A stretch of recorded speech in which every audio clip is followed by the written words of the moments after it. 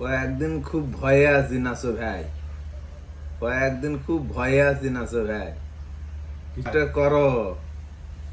এই বউয়ে জামায়ে নুনু কেটে নিচ্ছে। এখন রাজ্যের যে হাল, এই নুনু কেটে নিলে যাবে কেমনে দিনকাল। শুনেছি নুনু কেটে হাতে নিয়ে টিকটক ভিডিও বানাচ্ছে। না, এ হতে পারে না। আমার রাজ্যের একজন সাধারণ মানুষে নুনু যদি নিরাপদে না থাকে, তা আমি রাজা চন্ডবালী নুনু কিন্তু নিরাপদে নাই।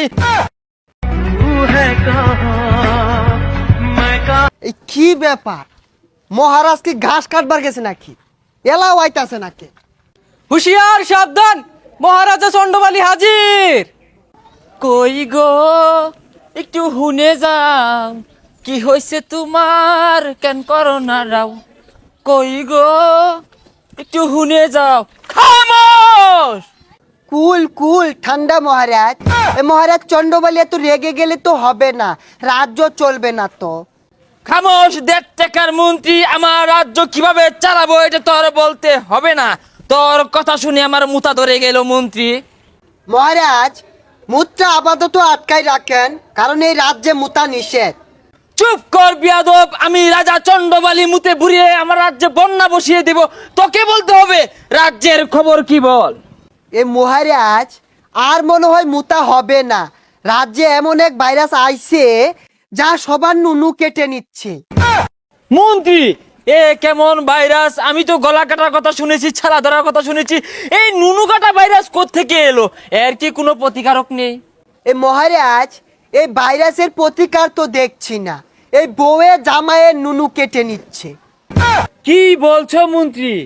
শুধু তাই নয় মহারাজ, শুনেছি নুনু কেটে হাতে নিয়ে টিকটক ভিডিও বানাচ্ছে ভাইরাল হওয়ার জন্য। না, এ হতে পারে না। আমার রাজ্যের একজন সাধারণ মানুষে নুনু যদি নিরাপদে না থাকে, তা আমি রাজা চন্ডবালী নুনু কিন্তু নিরাপদে নাই। আমি দেখলাম রানী হাতে একটা ছুরি নিয়ে কি জানি করার চেষ্টা করছে। আমার তো সন্দেহ হচ্ছে মন্ত্রী। না মহারাজ, রানীমা তো দেখলাম আপেল কাটার জন্য ছুরি নিয়ে ঘুরছে। না না মন্ত্রী, আমি বিশ্বাস করি না। রানীমা আপেল কাটতে ছুরি হাতে নেই নাই। তোমার রানীমা কিন্তু খুব রাগী। আমার সন্দেহ হচ্ছে নুনু কাটা ষড়যন্ত্র চলছে। সিপাহী, আদেশ করুন মহারাজ। এই তোমাদের নুনুর কি হাল?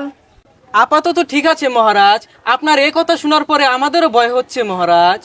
তোমাদের নুনু ভালো থাকলে ভালো। এখন রাজ্যের যে হাল, এই নুনু কেটে নিলে যাবে কেমনে দিনকাল। মন্ত্রী, এর থেকে বাঁচার কি কোনো উপায় নেই?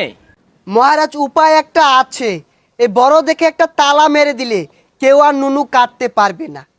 তাহলে তাই করো মন্ত্রী। আমার রাজ্যের সকল প্রজাদের জন্য তুমি বাংলা ছোট ছোট তালা এনে মেরে দাও নুনুতে, আর আমার জন্য একটি বড় চাইনা তালা নিয়ে আসো, যেটা 20 থেকে 30 কেজি ওজনের হবে। কেননা আমার রাজ্য থেকে যদি আমার নুনু হারিয়ে যায়, তাহলে সবাই বলবে চন্ডবালী হচ্ছে নুনু কাটা রাজা। এই মহারাজ এই এত বড় তালা মারলে আপনারটা তো ছিঁড়ে পড়ে যাবে।